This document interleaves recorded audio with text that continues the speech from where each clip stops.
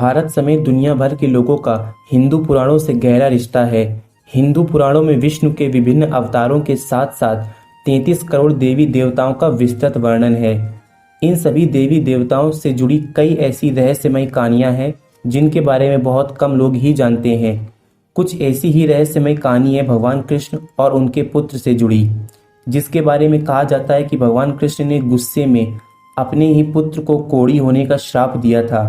दर्शकों, आज हम आपको श्री कृष्ण और उनके पुत्र से जुड़ी कहानी के बारे में बताने वाले हैं। लेकिन अभी तक अगर आपने हमारे चैनल को सब्सक्राइब नहीं किया है तो उसे सब्सक्राइब कर लें और नोटिफिकेशन बेल को भी ऑन कर दें। पुराणों के अनुसार बहुमूल्य मणि हासिल करने के लिए भगवान श्री कृष्ण और जामवंत में 28 दिनों तक युद्ध चला था।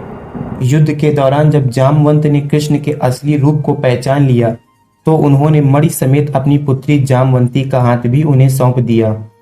कृष्ण और जामवंती के पुत्र का नाम ही सांबा था। कहते हैं कि सांबा इतना सुंदर और आकर्षक था कि कृष्ण की कई पटरानियां भी उसकी सुंदरता के प्रभाव में आ गई थी।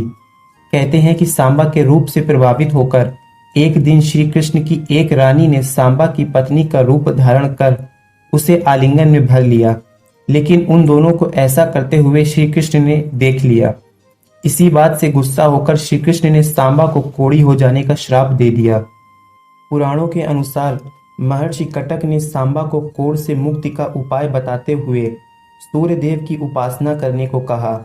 उसके बाद सांबा ने चंद्रभागा नदी के किनारे मित्रवन में सूर्य देव का एक मंदिर बनवाया और 12 सालों तक सूर्य देव की कड़ी तपस्या की।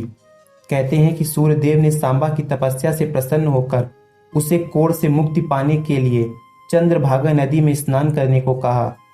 दर्शकों, आज भी चंद्रभागा नदी को कोढ़ ठीक करने वाली नदी के रूप में जाना जाता है।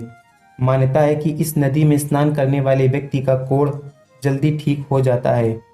तो दर्शकों, आपको हमारा वीडियो कैसा लगा कमेंट करके जरूर बताएं। मिलते हैं नेक्स्ट वीडियो में।